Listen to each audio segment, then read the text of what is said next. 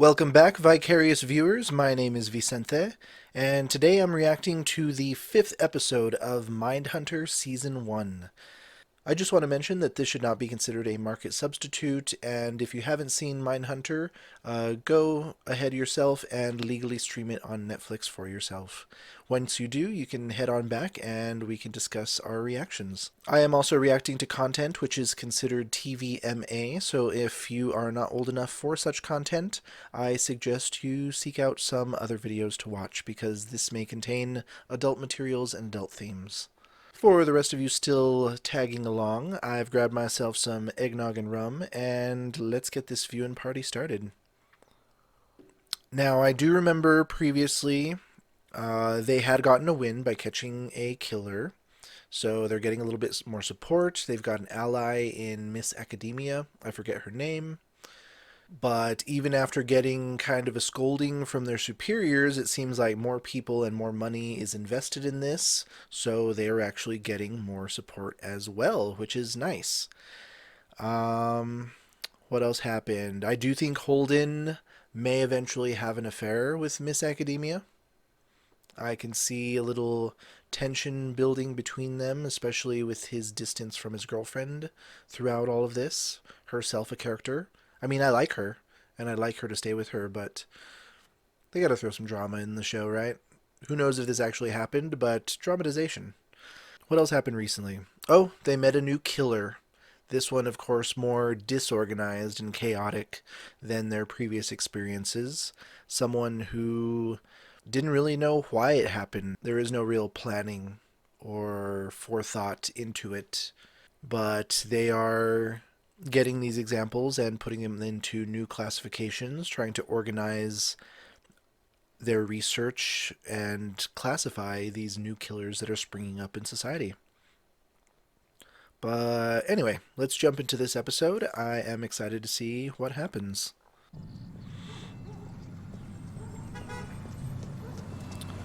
Park City, Kansas. This dude again. Oh yeah, they came across a crime that they couldn't explain, and I wonder if that was one of his victims. Where's he sending a letter with gloves on? Doesn't want his fingerprints on it? Is he going to be one of those that toys with the cops? Does he thrive off of the cat and mouse back and forth? I actually don't remember how many episodes are in this season. This is episode 5. Are there 8 or 10? Halfway point if it's 10, a little more if it's 8. If this is a midway point, I can see some major development going forward with this guy, possibly. And then maybe a little more filler episodes before they ramp up for the finale. His given name is Benjamin Barnwright, but everybody calls him Benjy.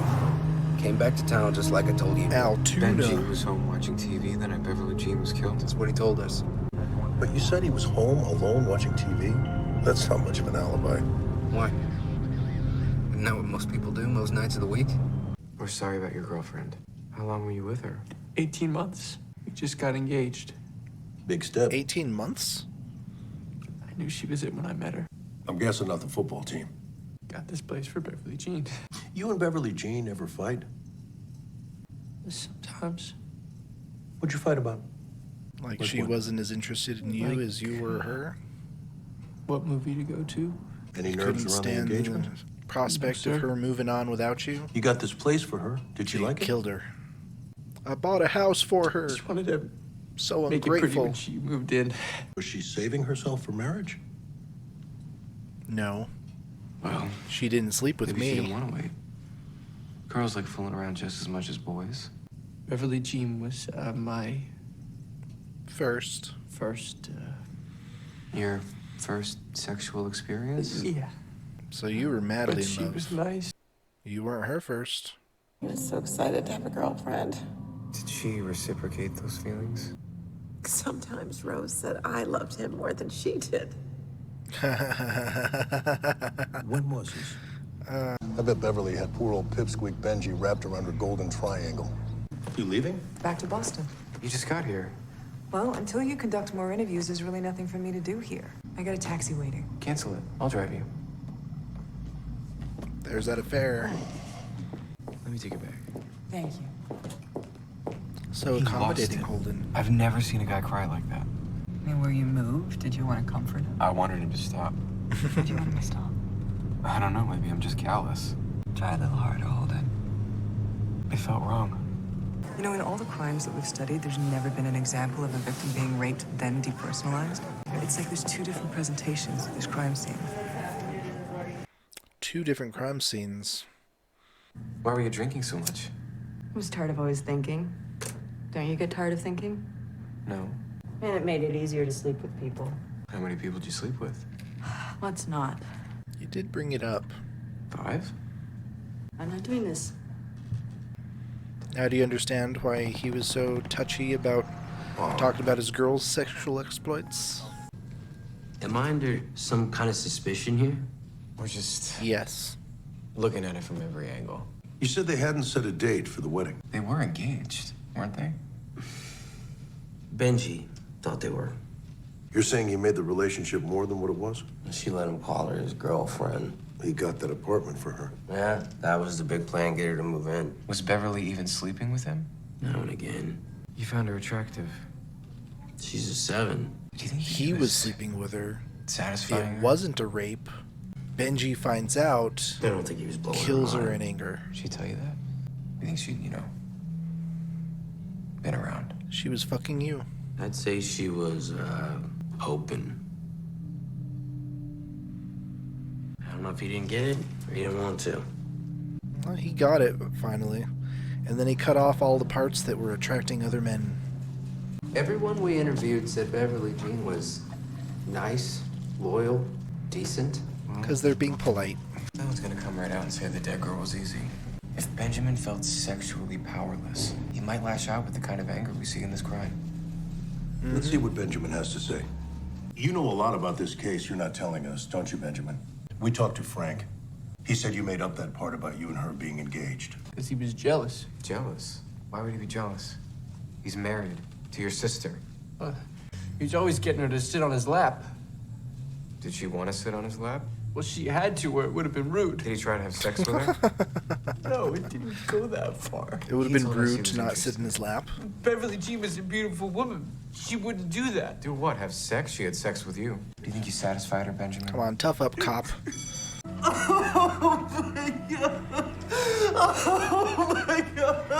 I feel your frustration, Holden. So who else can we talk to? Anyone else she might have confided in? She did just get her hair done, right? Hairdresser. Here's a question. If it is Benjamin or some other boyfriend who freaked out on her, does the case merit our involvement? Here's my question. Shouldn't our funding cover separate rooms? You don't like my company? It is nice to sleep in a room alone.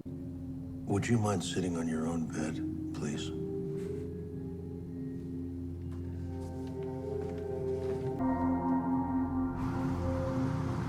I've never seen a hotel room have beds organized like that.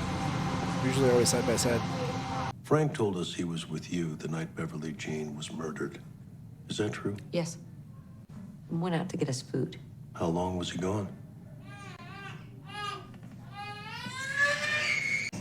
How long was he gone? Rose, if you are hiding something and they find out about it, it will not be good for you or for him. Did you see those bruises on her arm? Yeah. Do you think Frank did that? Her mother told us that he wouldn't let anyone else get close to her. Mark, there's a young woman downstairs asking for you.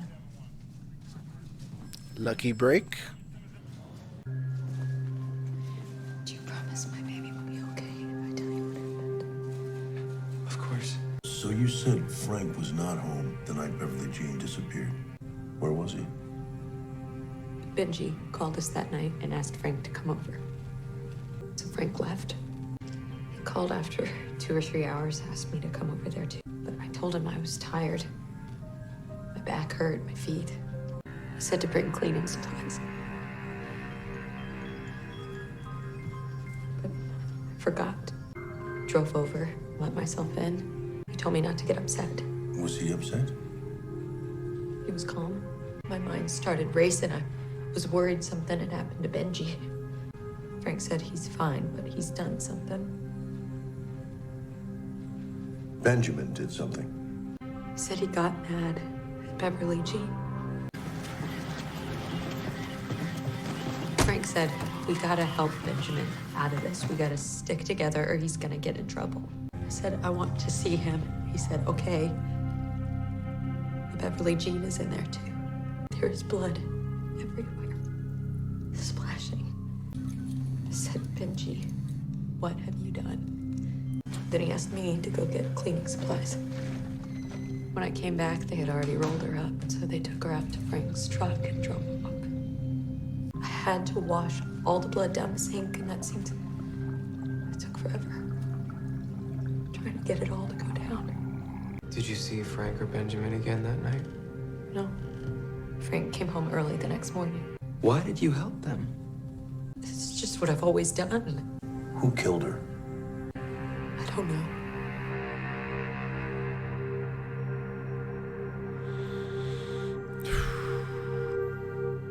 So I knew it. He did kill her. He was probably frustrated with her going around. She didn't love him as much as he loved her. Oh, wait, stop. Okay, didn't want the next episode to start. So yeah, so she probably did not love him as much as he loved her. She was still going around, getting her hair done. Who knows? It seemed like even Frank was into her a little bit. Who knows if they slept together. So Benjy finds out that she's sleeping around. She doesn't want to marry him. He's already bought a house for her, even though he hasn't even gotten her a ring to propose or anything. But he says he proposed and that she said yes, but who knows if that's even true. And so yeah, he realized it's probably ending. He believes it was his one and only chance to get a girl, and he kills her out of a jealous rage. They said she was raped too. So yeah, I can see the crime of passion. He probably raped her first out of the frustration and anger, and then killed her either in the process or afterwards. Feels remorseful, calls his brother-in-law. She didn't know if the wounds were already performed because there was so much blood. I'm assuming because of all the blood that the wounds had already happened. Probably once she was dead, he was all like, this made me do it, your tits and everything, and probably that's when he started mutilating her genitalia. Poor girl. But they finally got a break in this, and it looks like Benjy and Frank will be going away for a while. This girl, she is technically an accomplice, helped cover it up, but I guess she get a plea deal because she came forward, admitted to the whole thing. Hopefully she can get probation so she can stay with her baby, because I can imagine she was probably terrified. It was like, my brother and my husband murdered somebody and they're asking me to clean it up. Fuck yeah, she's gonna help them clean it up. Otherwise they'd probably murder her too. That'd probably be a terrifying situation. But good on her for coming forward. Though that is a question if Benjy actually did kill her or not. Because he may have raped her, maybe even knocked her out or tied her up or something. Called Jake and or Frank, and he came over and was all like, well, she's gonna fucking tell on you and you'll go away for a long time for this, and they figured just get rid of the body. So then they killed her, possibly. Hopefully we'll find all this out on the next episode. I wonder if they'll actually draw out the rest of this case for the next episode, or if they'll just resolve it at the beginning and continue on with other storylines, including that one dude, the package guy that keeps popping in and out of these episodes. Didn't see much of Holden's girlfriend in this episode, but she's cramming for finals, taking little uppers. Doesn't seem very out of line for college students, honestly. But are they growing apart? Is their distance becoming an emotional distance as well? Because she didn't necessarily seem that happy to see him. But that could have been the drugs. I do think he's being very polite and accommodating to the professor lady. Still don't remember her name. But that could be either a professional courtesy, trying to show that he's accommodating so that she keeps working with them on the professional level, or is there some flirtation? Or is it that and it eventually lead into that? Into flirtation? Who knows? But very interesting episode. And it was interesting seeing, what's his name from The Boys in this one as a killer. And yeah, that was way too much crying. He was compensating for something. And he partially gets it from his mother, because she seemed like a crier too. Yeah, nothing else really developed beyond that. It was just this one simple case. What did you guys think of this episode? Let me know down in the comments. Hit like and subscribe if you like reactions like this. Ring that notification bell so you don't miss a single one. And thanks for stopping in for this Vicarious View.